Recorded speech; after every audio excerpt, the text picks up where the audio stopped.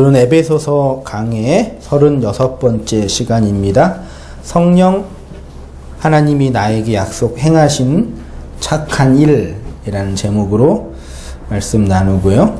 주중에는 산상순 46번째 골방에 들어가 문을 닫고 기도하라. 마태복음 6장 5에서 8절의 말씀을 가지고 함께 말씀 우리 상고하도록 하겠습니다. 오늘은 36번째 성령 하나님이 나에게 여러분에게 행하신 착한 일이 뭔지, 하나님이 나한테 착한 일을 행하셨다고 하시는데 그게 뭔지 한번 얘기하고 살펴보도록 하겠습니다. 지난 시간까지 했던 거 성령에 대한 복습을 한번 잠깐 해볼게요. 우리는 지난 몇 주 동안 에베소서 1장 13절의 말씀을 근거로 성령 하나님의 구원의 적용 사역에 대해서 살펴보았지요. 소위 조직신학에서 말하는 그 구원의 부분을 다룰 때 조직신학의 분야가 이제 구원론이에요. 구원이란 무엇이냐, 구원이란 우리에게 어떻게 이루어지냐, 그런 것들을 다루는 게 이제 구원론이라고 해요. 여러분 아직 조직신학 책이 없으면 한 권 정도는 집에 책장에 모셔두는 게 예의. 뭐라고요? 엄청 그 네 책이냐 그게? 아빠 책이고 한 권 정도는 루이스 벌컵이나 웨인 그루뎀 두 분 중에 한 분 정도는 집에 모셔드리고 있으면 좋겠다 생각이 들어서, 왜냐하면 성경을 읽다가 좀 이해가 안 되거나 그런 부분이 이제 찾아는 거죠. 어떤 분들은 신학에 대해서 되게 비관적으로 보는 분도 있어요. 설교를 잘 하신다고 하는 분들도 신학 다 필요 없다, 성경이 중요하다. 그건 이단이 그래요. 그 성경만 중요하다 그러는데, 신학은 성경을 해석하는 방법이 절대 아니에요. 신학은 2000년의 교회 역사가 성경을 어떻게 해석해 왔는지를 보는 거예요. 거기에는 오류도 있겠죠. 문제도 있을 거고 또 잘한 것도 있겠죠. 그것들을 잘 분별해서 그러면 우리는 어떻게 이거 본문을 이해할까, 그것들을 하기 위해서 그 방대한 신학이라는 작업이 필요한 건데, 뭐 히브리어, 헬라어 좀 안다고 다 필요 없고, 그러나 신학자들이 자기네 학문을 위해서 만들어 온 거라고 그렇게 치부하면서 자기만 잘났다고 하는 분들이 요즘에 많이 계시는데, 아무튼 그러면 안 돼요. 그래서 여러분 예의상 누구?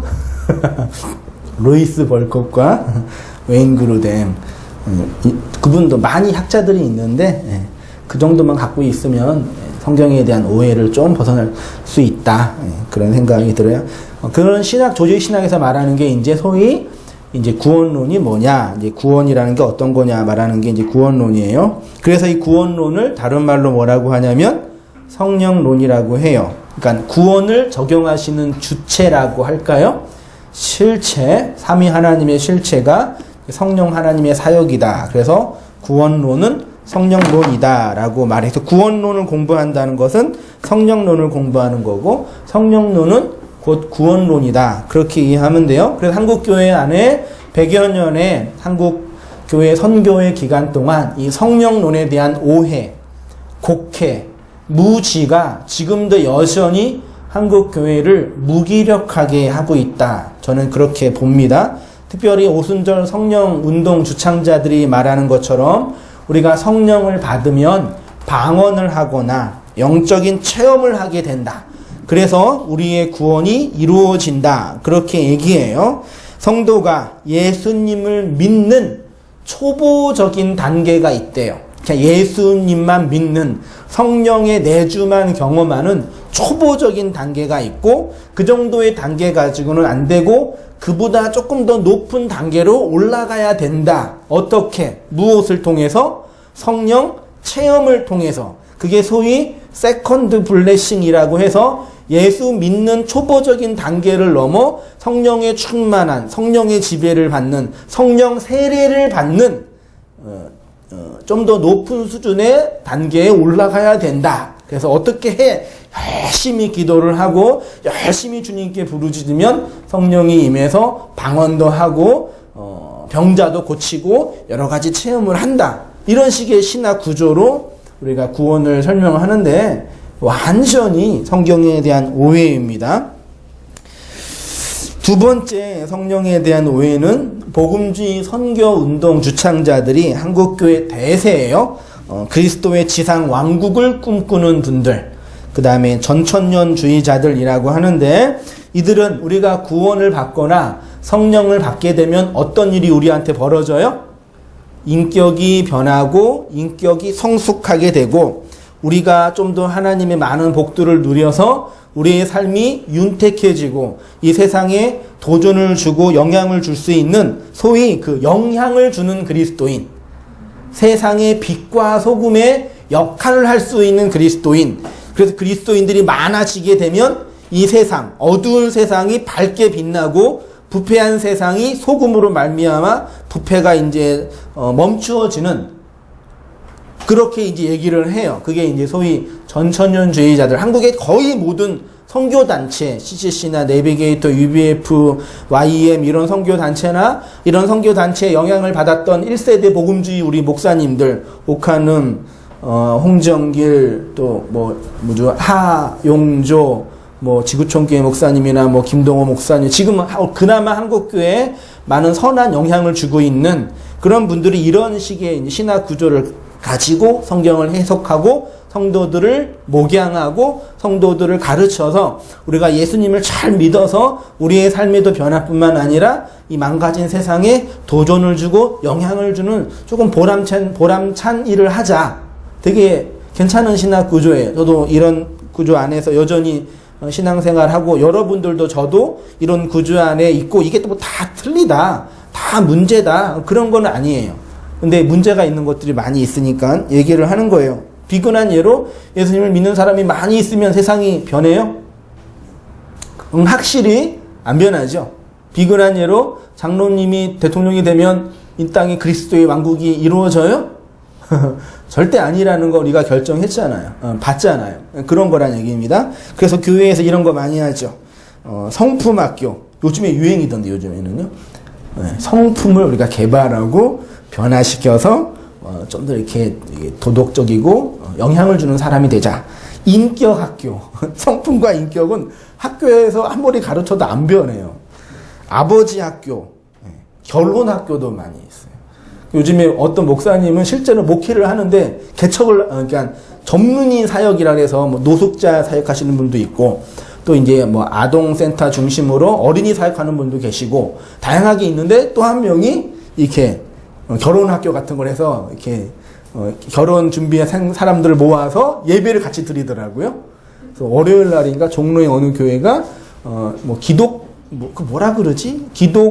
결혼 준비자들 해서 막 예배를 드리고 2부 순서로 이제 썸 타는 걸 하는 거죠. 소위 말해서. 그렇게 해서 진짜 이렇게 이왕 결혼할 거 예수 믿는 사람과 결혼하자. 이왕 할 거잖아요. 괜찮나요? 나도 한번 해볼까? 그래서 이제 쪽박 차는 거예요. 나중에 결혼해가지고 이제. 요즘에 예수 믿는 사람이 어디 있어요? 다. 예수 믿는 것처럼 보이는 것 뿐이지. 이런 건 가정학교. 좋은 아버지 되기, 좋은 엄마 되기, 좋은 아들 되기, 이런 거. 이런 다양한 교육을 통해서 이 세상에 긍정적인 영향을 주자라는 얘기입니다. 여러분 교육하는 분들 많이 계십니다. 교육하면 사람이 변해요? 성품이 변하고 인격이 변해요? 안 변하죠. 교육은 오늘날 교육은 스킬을 배우는 거죠. 대학교 가는 스킬, 잘 배우고, 피아노 치는 스킬, 공부하는 스킬을 배우지, 그 사람의 인격과 성품이 바뀐다, 그런 거는 아니죠. 그냥 이 사회에, 우리나라 사회에 도움이 될 만한, 크게 문제 일으키지 않고 경제활동을 할 수 있는 사람 정도로 만드는 것이 교육이 지금 지향하고 있는 방향이잖아요. 이러한 인간의 구원과 성령에 대한 이해는 언뜻 보기에, 이제 문제가 뭐냐, 언뜻 보기에는 성경이 지금 제가 말한 거, 오순절 성령주의자들이나 복음주의 선교운동을 주장하는 분들이, 이분들이 이런 얘기를 어디에서 하겠어요? 근거가 어디에서 있겠어요? 어디에서 나와요? 성경에서 나오겠죠. 성경을 잘 읽다 보면은 이런 식의 주장이 전혀 틀리지 않다라고 말하는 것처럼 보여요. 그게 이제 우리의 어려움 중에 한 부분이란 얘기입니다.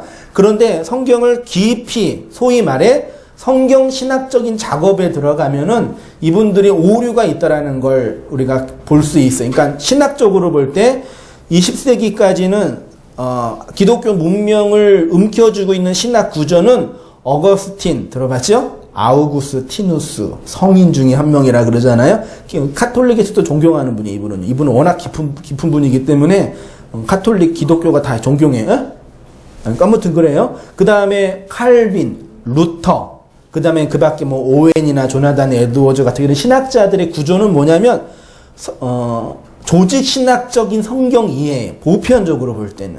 그래서 성경 전체를 신론, 구원론, 인간론, 교회론적인 틀로 성경을 보는 거죠. 근데 20세기 이후에 고고학적인 발전을 통해서 사본들이 많이 발견됐어요. 그래서 이제 성경 문자, 고대 언어에 대한 연구가 활발히 일어나면서 성경 신학이 좀 더 깊어지게 됐어요. 제 말 여러분 다 이해하죠? 성경 신학, 조직 신학 하게 해가지고 동기 형제는 이해되시죠? 되시죠? 안 돼요? 안 되구나. 돼요? 이랑 안 하는. 아무튼 성경 신학적인 작업이 많이 이루어지면서 조직 신학적인 이해를 극복하는 작업들이 많이 일어나요. 그래서 그 중에 제가 지금 공부하고 있는 산상수훈이나 이런 작업들이 성경 신학적인 작업을 가지고 연구하는 거니까 그 전에 조직 신학적인 이해랑은 다른 거죠. 그러니까 틀린 이유가 뭐냐 제가 얘기하는 여러분에게 왜 한성인 목사가 말하는 게 기존교회에서 말하는 거랑 다르냐? 그 왜 다르냐? 이런 신학적인 근거를 가지고 얘기하기 때문에. 그래서 히브리어, 헬라어, 아람어, 그 다음에 구속사적인 성경 다 처음 들어보자 이런 거는 솔직히. 구속사적인 성경이에 이런 거 어디 있었어요 여태까지요? 헬라어, 히브리어, 아람어 이런 것도 성경 예배 시간에 말하면 막 안 된다고 실제 얘기해요. 니만 공부하고 설교 시간에 얘기하지 말아라. 그래서 공부를 안 하시잖아 목사님들이. 안 하고 그냥 이렇게 조직신학적 성경 이해하고 뭐 그냥 유행한 목사님들 그냥 표절하고 한 90%는 표절한다고 그러더라고요. 차라리 표절을 해라. 뭐 그런 생각이 들 때도 있어요. 이상한 얘기하지 말고. 근데 표절하는 그 문서 자체가 좀 별로인 목사님 걸 하니까. 아무튼 뭐 이런 신학적인 작업 속에서 이런 이제 우리가 노력을 하고 있으니까 여러분 절대 걱정하지 말고 찬양 우리 고백했던 것처럼 뭐죠? 뭐 시련이 와고 유혹이 와도 왜 이해 못할까? 그런 이유가 있다. 그래서 우리는 그런 작업을 하고 있으니까 함께 열심히 공부하면서 함께 가자. 그런 얘기입니다. 그래서 뭐 외로울 수도 있고 결코 왜 다르냐? 왜 한성인 목사 뭐 잘난 게 뭐가 있다? 그냥 공부를 뭐 제대로 했냐? 뭐 소위 학교 우리나라에서 인정받는 뭐 스카이를 나왔냐? 뭐 큰 교회 교단에도 후원해 주냐? 아무것도 없네 그러고 보니까 맞지? 아이 진짜. 이런 부분에서 고민했던 한 분 목사님이 계셔요. 로이드 존스 목사님, 마틴 로이드 존스 어마어마한 분이세요. 정말 대단한 분이세요. 로마서 강의, 에베소서 강의 정도는 여러분이 갖고 계시면 난 절대 읽으라고 안 해요 여러분한테. 가지고만 계셔도 나중에 도움이 될 거예요.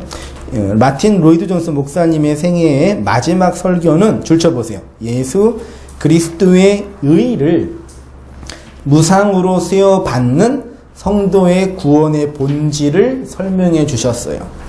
복음적이고 구속사적인 강해 설교의 대가, 정말 대가이십니다. 로이드 존스 목사님의 깊이 있는 성경 해석은요, 20세기 복음주의 선교 운동에 강력한 영향을 주었어요. 실제로 이분이 IVF와 연결을 하면서 그런 선교 운동, 학생 운동까지 결탁하면서 존 스타트나 그 다음에 제임스 패커 같은 이런 복음주의 선교 운동을 일으킨 정말 위대한 분인 중에 한 분이에요. 서구 그 자유주의 신학이 서구 교회를 완전히 공격해서 무너뜨릴 때 그나마 앞에서 이순신 장군처럼 백병전으로 버티신 분이에요.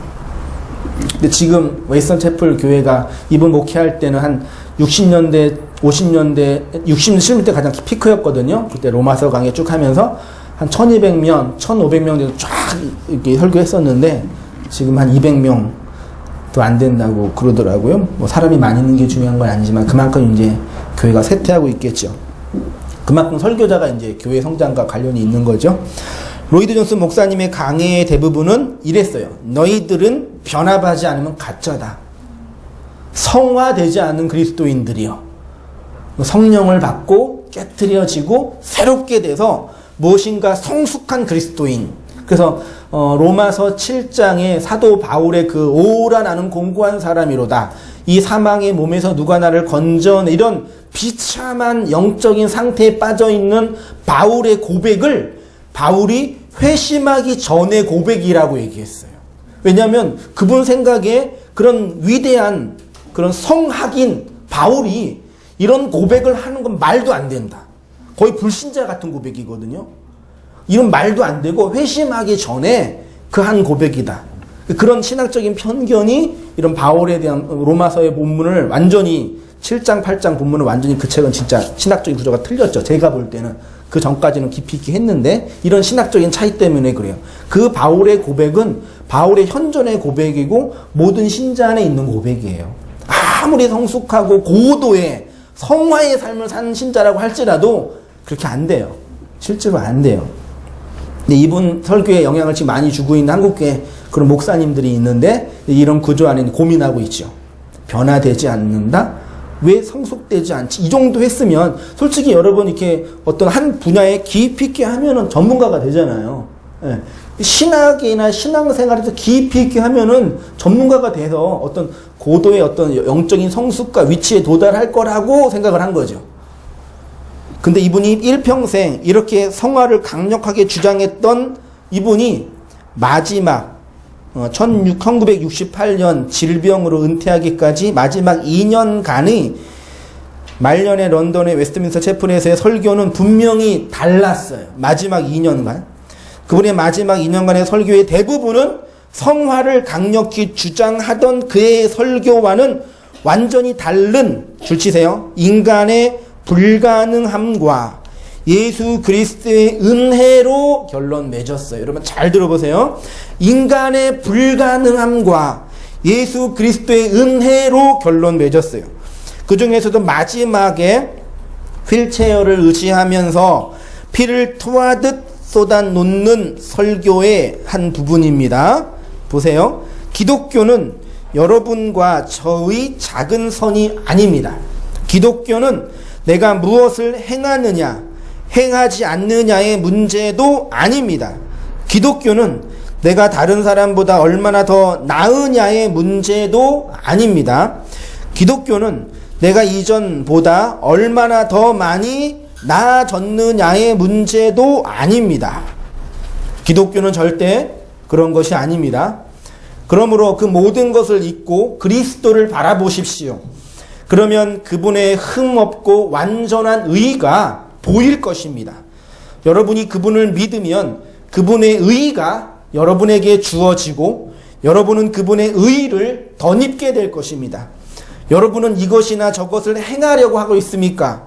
모든 것은 안식을 주지 못합니다. 그러니 중단하십시오. 이것들은 절대로 여러분을 그 어디로 인도하지 못할 것입니다. 더 멀리 가기 전에 멈추십시오. 기독교는 그리스도를 본받는 종교가 아닙니다. 줄쳐보세요. 기독교는 그리스도를 본받는 종교가 아닙니다. 만일 그것이 가능하다고 생각된다면 나가서 그리스도를 본받으려고 노력해 보십시오. 그러나 그 순간 여러분은 세상에서 가장 가엾고 비천한 사람이 될 것입니다. 그리스도를 본받는다고 절대 행복하지 않습니다. 거기서 행복을 찾으려 한다면 가장 깊은 절망에 빠지게 될 것입니다. 성도는 오직 예수 그리스도의 피를 힘입어 성소에 들어갈 담력을 얻을 뿐입니다. 그 은혜의 십자가, 영광의 십자가를 만인이 본받아야 할 아름다운 것으로 변질시키지 마십시오. 이분의 용어를 여러분이 충분히 이해할 수 있으셔야 돼요. 왜 이분이 기독교를 예수를 본받는 것이 기독교의 본질이 아니다 그랬을까요? 이것이 도덕적 성화와 성숙을 주장했던 로이드 존스 목사님의 마지막 설교예요. 인간이 예수 그리스도의 의의를 힘입어 할 수 있는 일은 자아를 개발하고 성숙시켜서 좀 더 성숙한 인간, 발전된 인간을 만드는 것이 아니에요. 예수의 의의는 오직 인간의 죄와 악을 폭로하고 그것을 덮는 거예요. 예수의 의의는 우리의 부족한 성품을 개발시키고 우리의 연약함을 강하게 하는 게 아니에요. 예수의 의의는 우리가 입고 있는 의의가 똥걸레라는 걸 드러내고 폭로하는 것뿐이에요. 그거를 가려주는 거예요. 절대 변화되고 성숙한 사람으로 천국 가는 게 아니라 예수의 의의를 덧입혀서 가는 거예요. 그래서 우리의 존재를 통해서 예수만 의롭다라는 게 오롯하게 드러나게 하는 것이 하나님의 구속의 목적이고 그게 하나님의 영광이에요. 우리를 잘 훈련시키고 개발시키고 무엇인가 좀 이렇게 잘 만들어서 얘네를 잘 키워가지고 내 자본에 좀 도움이 돼야 되겠다. 하나님이 그러시지 않아요. 우리는 그런 생각 할 수도 있잖아요. 우리 준이를 잘 훈련시키고 개발시키고 영재를 좀 잘해서 좋은 데 보내고 연봉 한 1억, 한 10억 벌 수 있는 사람을 만들까? 아빠는 그런 생각 안 하고 있어요? 걱정하지 말아요. 하나님 그러시겠냐고 우리한테. 안 그러시죠? 근데 대부분의 사람들이 그렇게 생각하고 있어요. 그 이유가 뭐냐? 교회 안에 자연주의와 인본주의가 들어왔기 때문이에요. 아니, 이거는 본성이 우리의 본성이 자연주의, 인본주의 또는 신비주의예요. 그런 의미에서 한국교회 강단에서 자행되고 있는 1. 윤리와 도덕적인 설교. 대부분의 설교는 딱 3가지더라고요. 2. 종교적인 체험을 강조하는 설교. 3. 자기 개발. 딱 3가지. 모든 설교를 제가 들어보면 이 3가지 중에 하나예요. 도덕적인, 윤리적인 설교. 그 다음에 종교적인 체험을 강조하는 신비주의적인 설교. 그 다음에 예수님을 자기 개발서 정도 하나로 이해하는 그런 설교. 이런 이유가 뭐냐? 교회 안에 자연주의와 인본주의적 사상이 들어왔기 때문이고, 이 자연주의와 인본주의적인 그 원조는 창세기 4장 이하에 있는 가인의 문명에서 시작돼요. 그러니까 크게 종교학적으로 문명사적으로 볼 때는 가인의 문명과 가인이 죽인 사람이 누구죠? 아벨의 문명. 아벨 이후가 누구죠? 셋. 이 세 사람은 이해해요. 아벨, 셋, 에노스, 게난, 말랄렐, 야렛 쭉 나오잖아요. 가인의 문명과 아벨, 셋의 문명이에요. 가인의 종교는 뭐예요? 이 자연주의, 인본주의. 인간이 힘을 개발하고 노력하고 성을 쌓아서 이 세상에 영향력 있는 사람이 되자라는 사람들이고, 셋의 문명, 아벨의 문명은 한 거 없어요. 주님과 동행하고 살다가 애 낳고 죽었더라. 주님과 동행하며 살다가 애 낳고 죽었더라. 그 주님과 동행하면 지겨워 죽겠어. 읽다 보면은 애 낳고 죽었더라. 그 중에 마지막 한 명이 무두셀라, 에녹은 죽지 않고 올라갔더라. 그래서 우리도 죽지 않고 올라가면 좋겠다. 이런 말도 안 되는 적용을 이런 사상이 쭉 우리 안에 들어온 거죠. 정말 많은 사람들이 성경과 복음에 대해서 무지하고 성령에 대한 곡해로 하나님의 은혜를 오해하고 있습니다. 이것이 바로 바울이 말했던 많은 사람들이 십자가의 원수로 행하고 있는 거예요. 여러분, 십자가의 원수가 어디에 있어요? 나이트클럽에 있어요? 저기 절간에 있어요? 레이디 가가가 십자가의 원수예요? 그 사람이 십자가의 원수예요? 불쌍한 영혼이에요. 이방 종교가 십자가의 원수예요? 지금 바울이 지금 말하잖아요. 빌립보서 3장 18절에 눈물을 흘리며 내가 말하는데 여러 사람이 십자가의 원수로 행하고 있다. 누구한테 하는 거예요? 교회 안에, 바울이 개척한 빌립보 교회 안에 십자가의 원수가 있대요. 성경은 누구한테 준 책이에요? 교회에게 준 책이에요. 성도에게 준 책, 나에게 준 책이에요. 딴 사람한테 준 책이 아니라 성도만 이해해요. 성도만 들어먹는 거예요. 교회 안에 십자가의 원수는 누구겠어요? 바울을 대적했던 어떤 사람들일까요? 아니면 담임 목사 내려오라고 했던 어떤 장로님일까요? 뭐예요, 이거는? 이거예요. 자연주의, 인본주의로 복음을 자기 욕망으로 채우고자 하는 그 어떤 사람들이 왜 십자가가 필요 없는 사람, 이 사람은 십자가의 도움을 받아서 성공만 하면 되는 사람들이에요. 그게 십자가의 원수예요, 여러분. 이걸 모르죠. 나도 몰랐었으니까. 누가 알겠어요.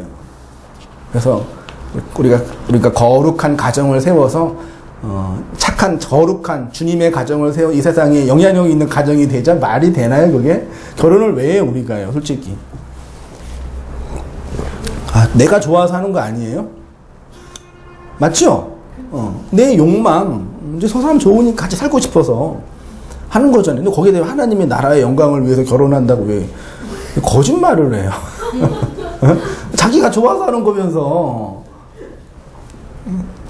이런 구조예요, 우리 구조가 지금.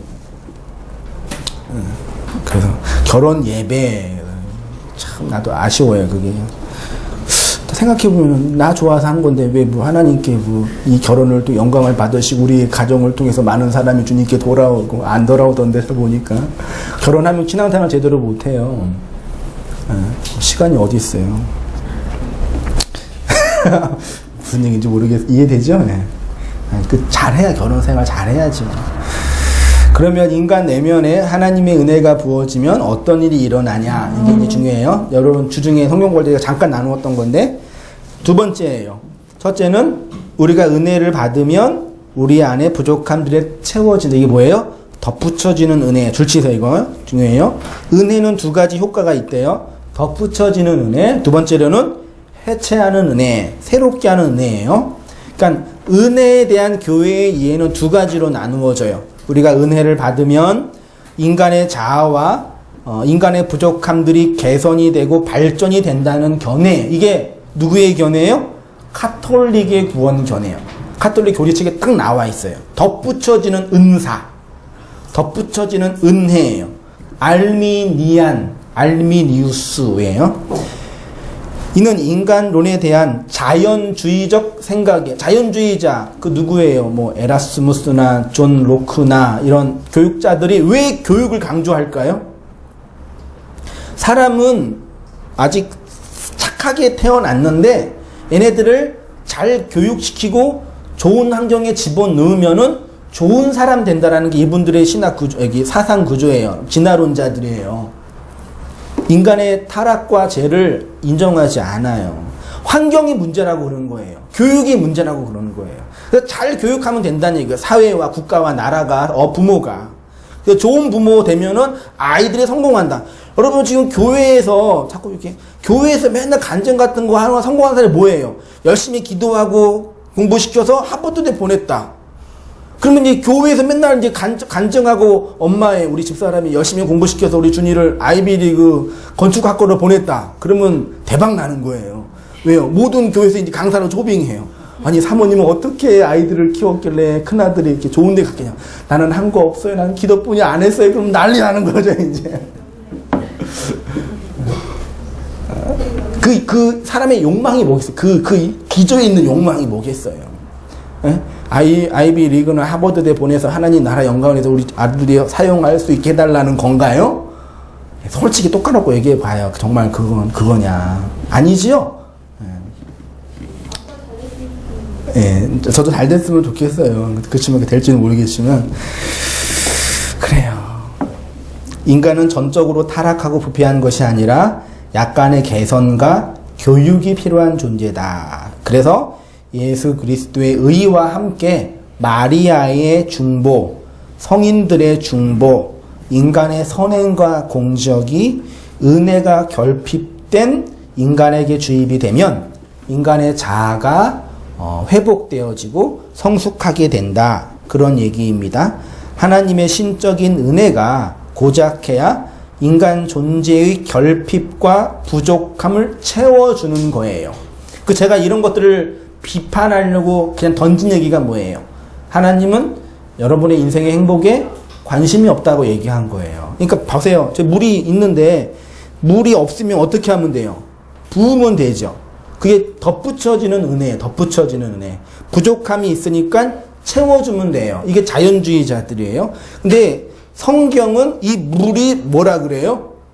썩었다고 그러는 거예요. 그 썩은 물 계속 부으면 어떻게 돼요? 부으면 부을수록. 네? 부으면 부을수록 계속 썩은 물이에요. 이 썩은 물을 바꾸려면 어떻게 해야 돼요? 이 물은 깨끗해요. 어떻게 해야 돼요? 이거를 정수하든지 아니면 새롭게 다시 붓든지 그거죠. 예수님의 피가 말하자면 지금 생각이 났는데 예수님의 피가 썩은 물에 부어지면 정화되는 거. 말하자면 그런 거죠. 그러니까 그 물이 많이 있고 조금 있다의 문제가 아니라 이 물이 썩었다. 이거 마시면 안 된다 그거예요.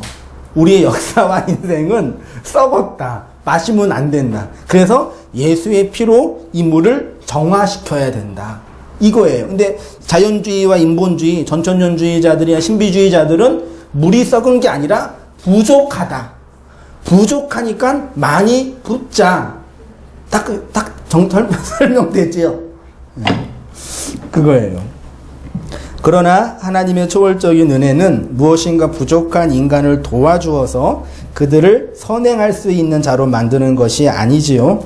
인간은 전적으로 타락하고 부패하여서 인간의 자아를 해체하여서 새로운 자아, 새로운 신적인 자아로 창조하는 거예요. 물을 바꾸는 거예요. 결아 좀만 집중해서 잘 예배 드려.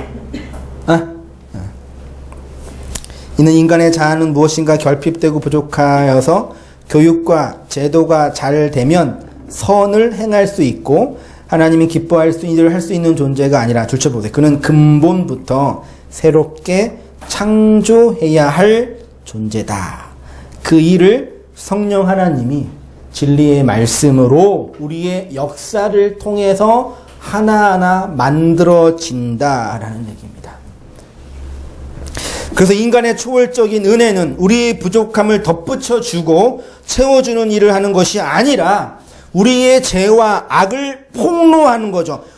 이 물 썩었다. 마시면 안 돼요. 그러니까 물 정화시켜야 돼요. 그러니까 많은 사람들이 내 물은 괜찮아요. 난 지금 내 문제는 뭐냐면요. 물이 썩은 게 아니라 물이 조금 있는 거예요. 그러니까 물 좀 채워주세요. 내가 열심히 기도하고 헌금하고 노력할 테니까 제발 채워주세요. 성경에서도 입을 크게 벌려라. 내가 채워주리라. 말씀하셨으니까 채워주세요. 그래 놓고 체험받은 어떤 사람들의 간증을 들으면서 저 사람을 물이 많이 얻었다. 어떻게 얻었냐? 이렇게 해서 얻었다라고 방법 없는 얘기해주면서 교회에서 간증하면서 그러고 있잖아요. 그런데 문제는 성경을 읽다 보면은 하나님의 은혜가 우리에게 주입이 되면 우리가 하나님이 기뻐하는 일을 행할 수 있는 자가 된다는 식의 표현이 많이 나와 있어요. 성경을 읽다 보면은 어떻게 그러면 이해해야 되냐? 이게 이제 성경 신학적인 작업이 들어가야 돼요. 그러니까 이런 본문에 신학적으로 보면 이런 본문을 왜 우리가 오해하고 곡해했냐? 첫 번째 오역된 거예요. 그 다음에 원문의 근거를 가지고 해석 그대로 설명하지 않고 원석을 끊이지 않고 자기네가 가공한 거예요. 가공한 걸 보여주니까 문제가 있는 거지. 차라리 원석을 보여주면 그냥 성경 학도들이 그 원석을 갈면 되는데 가공한 걸 보여주는 거, 해석한 거를. 오역에 대한 문제가 있고 두 번째는 성경 신학적인 작업으로 성경을 안 봐요. 그러니까 성경을 한 권으로 못 보고 조직신학적인 어떤 분해된 책으로 보는 거예요. 한 예가 디모데후서 3장 14절입니다. 그러나 너는 내게 배우고 확신한 일에 거하라. 너는 내가 누구에게서 배운 것을 알며 또 어려서부터 성경을 알았나니 성경은 능히 너로 하여금 그리스도 예수 안에 있는 믿음으로 말미암아 구원에 이르는 지혜가 있게 하느니라. 모든 성경은 하나님의 감동으로 된 것으로 교훈과 책망과 바르게 함과 의로 교육하기에 유익하나니 이는 하나님의 사람으로 온전하게 하며 모든 선한 일을 행할 능력을 갖추게 하려 함이라. 이런 본문이 딱 그거죠. 성경을 잘 가르치고 교훈하고 책망하여서 성경을 많이 알게 되면 그 사람이 성경에 따라서 행할 수 있는 사람이 된다. 그러니까 말씀을 열심히 배워서 잘 행하자. 요거잖아요. 사도 바울은 디모데에게 성경을 잘 가르쳐야 할 이유에 대해서 성경이 사람을 온전하게 할 뿐만 아니라 모든 선한 일을 행할 능력을 주기 때문이라고 해요. 그런데 17절에 보면 17절에 보세요. 하나님의 사람으로 온전하게 하며, 요건 뭐 문제 없죠. 모든 선한 일을 행할 능력을 준다 그랬죠. 근데 이걸 원문으로 보면은 선한 일을 행할 능력에서 행하다가 전치사로 프로스예요. 프로스는 뭐냐면 into, toward 맞나? 그거예요. 그 뭐예요? 어디 어디로 향하다, 어디 어디로 간다, 그런 전치사예요. 행하다라는 동사 자체가 없어요, 원문에는. 그 원문을 근거해서 해석을 하면 모든 선한 일을 행하여 준비되게. 성경이 우리에게 주는 유익은 뭐냐?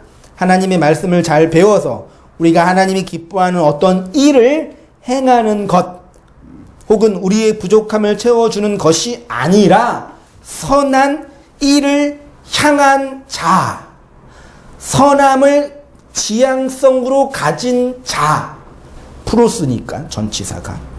이 말씀은 우리가 행할 수 있는 어떤 능력을 준다가 아니라 우리의 존재가 선한 일을 향하도록 한다는 얘기입니다.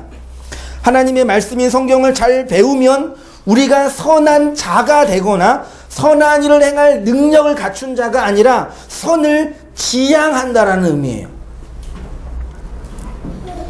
그러니까 우리가 말씀을 많이 배우고 정확하게 알면 선한 일을 행할 수 있는 자가 되는 것이 아니라 말씀을 통해 교훈받고 책망받고 바르게 함을 받으면 선한 일을 향한 자가 되는 거예요. 그러면 질문하죠. 목사님, 그럼 도대체 선한 일을 행하는 것과 선한 일을 지향하는 게 똑같은 거 아닌가요? 반문할 수 있죠. 제가 이걸 이제 중요하게, 여기부터 중요하면 정신 차리세요.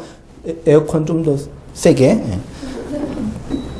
선한 일, 아가도스 에르곤 프로스예요. 선한 일을 향함이에요.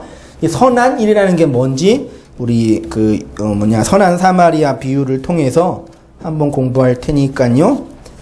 우리 주중에 공부하신 분들은 한번 봤을 거예요. 한 번 더 보면서 선한 일이라는 게 도대체 뭔지 연구해 보도록 할게요. 누가복음 10장 25절. 어떤 율법사가 일어나 예수를 시험하여 이르되 선생님, 내가 무엇을 하여야 영생을 얻으리이까? 예수께서 이르시되 율법에 무엇이라 기록되었느냐? 내가 어떻게 읽느냐?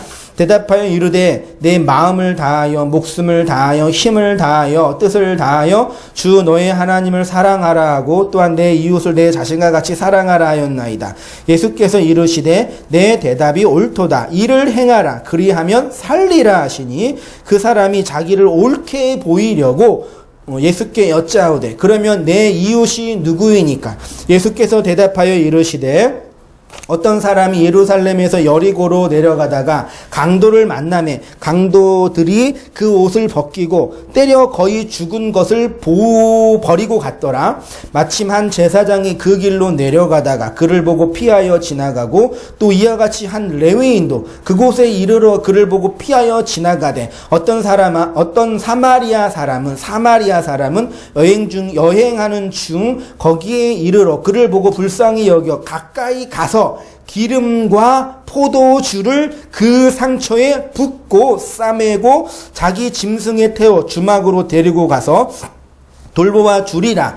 이튿날 그가 주막 주인에게 데나리온 둘을 내어 주며 이르되 이 사람을 돌보아 주라. 비용이 더 들면 내가 돌아올 때 갚으리라 하였으니 내 생각에는 이 세 사람 중에 누가 강돈 만난 자의 이웃이 되겠느냐. 이르되 자비를 베푼 자이다. 예수께서 이르시되 가서 너도 이와 같이 하라 하시니라. 우리가 흔히 알고 있는 사마리아 비유죠. 이 사마리아 비유를 한국교회에서 우리가 어떻게 이해하고 있어요?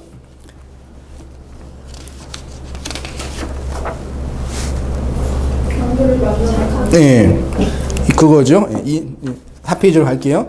이 이야기는 강돈 만난 이 세상에 선한 사마리아인처럼 교회가 세상을 돕고 섬겨야 한다는 것에 근거가 되지요. 그래서 선한 사마리아 이웃 병원, 선한 사마리아 봉사 단체, 이런 이름 많이 있잖아요.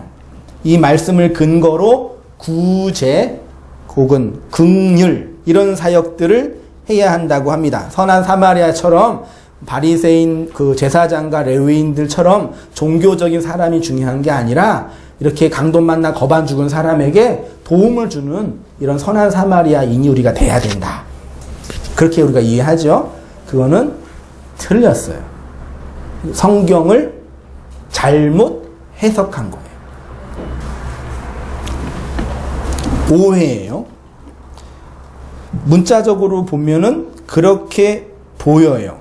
그렇죠? 근데 단어와 단어 사이의 행간, 문자의 의미를 바르게 봐야 돼요. 제가 그렇게 얘기 7번에 오늘날 우리가 잘못 행하고 있는 신앙생활의 이유 뭐예요? 많은 사람들이, 우리를 포함해서 여전히 많은 사람들이 잘못된 기독교 틀 안에 갇혀있는 이유는 우리의 마음이 완악하고 악하기 때문이기도 하지만 성경을 문자와 표피적으로만 읽고 섣불리 적용하기 때문이, 이게 진짜 중요해요, 여러분요. 성경을 그냥 내 편견과 상식으로 읽고 적용하려고 그래요. 이런 예 들면 그럴까요? 제가 예 들 만한 예는 우리 아들들 뿐이 없으니까, 우리 준이가 성경을 읽고 이제 큐티를 하거나 적용을 하려고 그래요. 그러면 준이가 이해하는 신학과 하나님에 대한 이해로 성경을 읽고 큐티를 할 거 아니에요. 그럼 제가 하라 그래요, 하지 말라 그래요? 하지 말라 그래요. 차라리 그냥 다른 책 보라 그래요. 왜요? 걔 수준의 성경에 대한 이해는 지극히 성경을 바르게 볼 수 있는 구조가 아니란 얘기죠. 이 무슨 말씀인지 아시겠죠? 이런 식의 성경 이해를 가지고 술 마시는 사람들은 성경을 보면서 어디 성경에 술 마시라고 되어 있지 않냐? 술 취하지 말라고만 되어 있지 않냐? 왜 먹는 음식 가지고 장난치냐? 이렇게 얘기하죠. 담배 피는 사람들도 성경에 담배 피라고 되어 있지 않아요. 그 당시는 담배가 없었으니까. 이게 문제예요. 비근한 예를 든 거예요. 그러니까 섣불리 우리의 자연적인 성품과 보편적인 양심을 가지고 성경을 보면은 안 돼요. 그래서 여러분이 성경을 잘 안 읽는 거지요.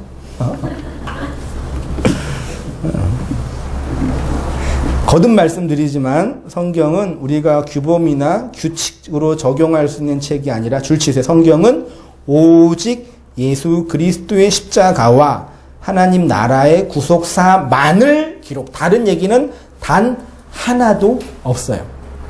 우리가 못 발견하고 해석이 부족해서 그렇지 성경은 예수 그리스도와 그분의 십자가, 하나님 나라의 완성만 얘기해요. 다른 얘기는 하나도 없어요. 다만 이제 뭐 적용을 할 때 우리가 어떻게 결혼 생활을 잘 할 수 있을까, 뭐 그 정도도 볼 수 있을지도 모르지만 그것도 없어요.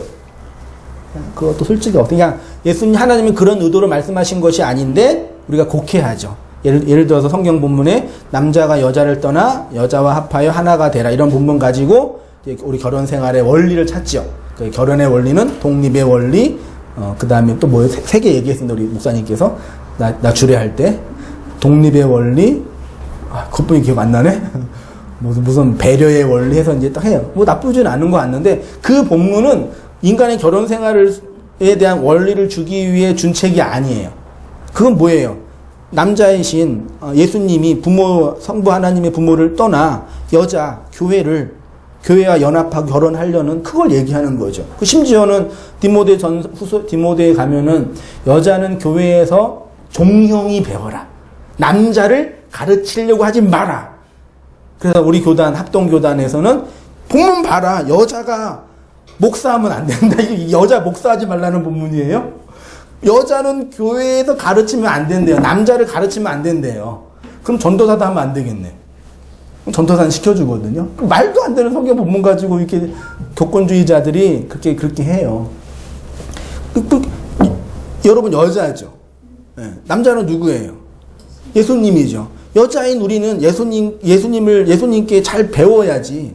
그분을 조정하고 그분을 가르치려고 그러면 돼요, 안 돼요? 그 얘기 하는 거죠. 조용히 주님 의지하고 살아, 그 뜻이에요. 까불지 말고 잘 믿어, 그 뜻이에요. 그거 가지고 성경 본문을 가지고 여자가 목사면 됐나 안 됐나 얘기해놓고. 그러니까 나도 우리 교단에 있는데 참 우리 어르신들 보면은 참 신학적인 편견 가지고 사람들을 판단하니까 그런 거예요. 그런 일이 하나도 없어요. 솔직히 도움도 안 돼요, 읽어도 우리 인생에. 그러니까 읽어야죠. 도움이 안 되니까. 예수님의 의도는 뭐냐? 여기 보세요. 예수님이 율법사에게 정말 말씀해 주시고 싶은 것은 무엇이었냐면요.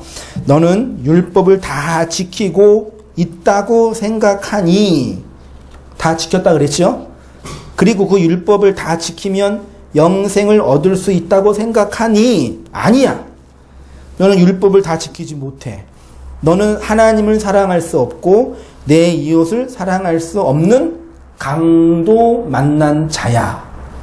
그러니까 지금 너에게 당장 필요한 것은 너 자신을 옳게 할 수 있는 율법의 행위가 아니라 강도 만나 거반 죽게 된 너를 살려주기 위해서 이 땅에 이방인으로 오신 선한 사마리아인의 도움이 필요해, 이놈아. 그게 이제 문맥의 의미예요. 정신 좀 차려. 그게 율법을 주신 목적이죠. 근데 이 율법사는 율법을 열심히 지키고 노력해서 내가 무엇인가 할 수 있다고 생각한 거예요. 완전히 거꾸로 이해한 거예요. 율법을 다 지키려고 노력하면 난 못 지키구나. 나는 강도 만난 자네. 어떻게 하지가 되는 거예요. 요한복음 6장 28절. 그들이 묻되 우리가 어떻게 하여야, 또 이것도 유대인들이에요. 유대인들이 예수님을 대적했던 율법주의자들이고 우리의 본성이에요. 우리가 어떻게 하여야 하나님의 일을 하오리까. 하나님의 일. 여러분 하나님의 일 하고 싶죠? 예수께서 대답하여 이르시되 하나님께서 보내신 일을 믿는 것이 하나님의 일이다. 여러분 이 세상에서 우리가 행하여야 할 하나님의 일이란 무엇이냐? 왜 예수가 이 세상에 오셔야만 했는지, 왜 예수가 십자가에서 죽으셔야만 했는지를 아는 것이에요. 그 예수가 십자가에서 죽고 영으로 부활하여서 내 안에 들어온 것을 자각하는 것이지요. 그것이 선한 일을 행하는 것입니다. 인간이 하나님을 위해 일을 행한다는 것은 자신의 달란트와 자유의지를 가지고 헌신하고 노력하고 애쓰는 것이 아니라, 줄쳐보세요. 자신이 강도 만난 자인 것을 자각하고 선한 사마리아인의 도움만이 나를 이 율법의 세상에서 살릴 수 있다라는 것을 온 삶으로 아는 거예요. 그런 자가 자신의 자아와 행위가 부정당하고 예수의 의만을 의존하는 성도잖아요. 그리고 말씀이라는 기름과 예수의 피라는 포도주로만 살아나는 것을 자신의 역사를 통해서 체험하게 되는 것입니다. 하나님이 피조물인 인간을 하나님의 구속사를 그리는 도구로 사용하는 일. 하나님께서 하나님의 구속사를 완성하는 도구로 여러분들을 사용하는 거예요. 그게 하나님의 일이에요. 이런 본문 이렇게 보세요. 마태복음 5장 16절. 이같이 너희 빛이 사람 앞에 비추게 하여 그들로 너희 착한 행실을 보고 하늘에 계신 너희 아버지께 영광을 돌리게 하라. 자연주의자들은 우리가 착한 행실을 많이 하면 하늘에 계신 너희 아버지께 영광이 된다. 그래서 세상에 나가서 착한 행실을 많이 하자. 여러분, 교회는요, 존재하는 것 자체가 세상에게 부담이에요. 이해되죠? 쉬운 예를 들을게요. 모든 사람이 술을 마시는데 난 술 안 마셔. 어떻게 돼요? 짜증나잖아요. 이해되죠? 그러니까 우리가 갖고 있는 진리의 빛은, 예수의 은혜는 인간의 의와 인간의 자존심과 인간의 자아를 무시해요. 그래서 사람들이 이 예수의 의를 보면 싫어하는 거예요. 본성적으로요. 착한 행실은 그런 게 아니에요. 하나님이 우리에게 행하시고 있는 이게 팔복다함이 나와 있잖아요. 마태복음 5장이니까. 심령이 가난하고 애통하고 온유하고 의에 주르고 목마른 자로서 역사 속에 있으면 그게 하나님이 그 사람에게 하나님의 구속사를 펼치고 있는 과정이잖아요. 그것이 사람들 앞에 비추이는 빛이란 얘기예요. 이 세상의 모든 사람들은 자기 욕망과 자기 자아와 이 부족한 물을 채우기 위해서 살고 있는데 아니야. 우리는 부족한 물이 문제가 아니야. 이 물이 썩었어. 그래서 정화가 필요해. 그렇게 살고 있는 존재가 다르잖아요. 마태복음 7장 21절. 나더러 주여 주여 하는 자마다 천국에 들어갈 자가 아니요 다만 하늘에 계신 내 아버지의 뜻대로 행하는 자. 주여 주여 부르는 건 아버지의 뜻이 아니라 아버지의 뜻이 따로 있다. 이렇게 이해하잖아요. 마태복음 7장 24절. 그러므로 누구든지 나의 이 말을 듣고 행하는 자는 집을 반석 위에 지은 사람이다. 듣고 행하지 않는 자는 모래 위에 지은 사람이다. 그렇게 얘기하는데요. 그런 뜻도 아니에요. 베드로전서 3장 1절. 아내들아, 아내가 나왔어요. 이와 같이 남편에게 순종하라. 이는 혹 이런 말씀 요즘에 쓸 수가 있을까? 혹 말씀을 순종하지 않는 자라도 말로 말지 않고 그 아내의 행실로 말미암아 구원받. 이거 자연적인 이해를 어떻게 해요? 열심히 교회 다니는 아내가 밥도 짓지도 않고 남편 섬기지도 않고 맨날 예배만 드리고 봉사만 한다고 있으면 안 되고 남편에게 잘 순종해야지 남편이 착한 아내 행실을 보면서 아, 내 아내가 믿는 기독교 나도 믿겠다. 안 그래요. 네가 믿는 기독교 안 믿는다 그럴 것 같아요. 교회인 아내가 남편이 예수님께 순종해야죠. 그러면은 그 아내의 그 순종의 행실로 믿지 않는 세상이 돌아온다는 얘기죠. 앞에 있는 주어와 뒤에 있는 주어가 다르잖아요. 오케이? 남편이 돌아온다는 얘기가 아니에요. 근데 이걸 고지고지 해가지고 교회에서 여성분들이 힘들게 하잖아요. 물론 좀 성품이 안 좋을 때도 있지만 그에게 빛나고 깨끗한 세마포 옷을 입도록 허락하였으니 이 세마포 옷은 성도의 뭐예요? 옳은 행실. 세마포 옷은 누구의 옷? 예수님의 옷. 예수님이 십자가에서 죽으시고 무덤에 들어가서 세마포 옷을 벗어두고 가셨어요.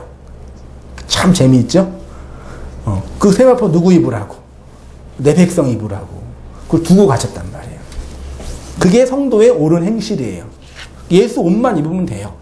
막말로 우리 큰아들 미안해요. 요즘에 내 친구들 중에 이게 목사들이 많이 있는데 이제 그 설교 유형 중에 하나가 여러 가지 있어요. 뭐 원고만 보고 하는 사람들, 뭐 개그 콘서트형, 뭐 다양하게 있는데 가정형이 하나 있대요. 그 뭐냐니까 모든 예화는 다 집안 얘기뿐이 없다고. 그러면 안 된다고 그러더라고요. 근데 예화를 개발해라. 그러는데 난 개발할 시간이 없어요. 그러는데 뭐 하다가 할 얘기를 까먹었네. 그 큰아들이 성경 공부하다 보면은 항상 그래요. 그럼 아빠 막 살아도 되는 거야? 그 상관없어 그러면? 그렇게 전할 때 그게 복음이래요. 로이드 목사님 그랬어요. 진리가 전해지면 어떤 사람에게는 그러면 막 살아도 되겠네? 그 얘기가 나와야지 그 말이 진리란 얘기. 제가 아니라 내가. 그러니까 보통 자연인의 마음속에는 그런 마음이 다 있다는 얘기예요. 진리 앞에 서면은. 그렇다 막 살란 얘기는 아니란 얘기인 걸 알고 있죠. 성도가 역사 속에서 행하는 착한 일은 자연주의자와 인본주의자들이 말하는 것처럼 인간의 자유의지 안에서 다른 사람보다 더 많이 노력하고 더 많이 애쓰고 수고해서 하나님의 나라로 만들어져 가는 것이 아니라, 그것이 아니라 하나님의 나라로 만들어져 가는 하나님의 구속사가 이루어지는 성도의 마음과 역사가 성도의 옳은 행실이라고 말해요. 계시록 19장 8절에 말하는 것처럼 성도가 행하는 옳은 행실은 빛나고 깨끗한 세마포 옷을 입는 거예요. 그 하나님의 행위를 받아내는 성도의 역사 속 모습을 착한 행실, 믿음의 행위라고 해요. 솔직히 해보세요. 내가 평생 동안 예쁘고 화려한 다이아몬드 박히고 정말 비싼 옷, 비단 옷 해가지고 열심히 만들어 놨어요. 정말 평생을 거쳐서. 네. 열심히 만들어 놨는데 시가 10억이라고 칩시다. 천국에 갔는데 얘야 그 옷 필요 없어. 내 옷 입어. 그런 거란 말이에요. 네? 그 어떤 사람들이 싫어요. 내가 이 옷 어떻게 만들었는데, 내가 얼마나 고생했는데, 내가 얼마나 눈물을 흘리면서 가진 핍박을 받으면서 이 옷 만들었는데 왜 이 옷을 버리라고 그래요. 이게 역사예요. 그러니까 이 땅에서부터 옷 만들지 않고 그냥 막 살겠다 그러는 거죠. 어차피 입을 거.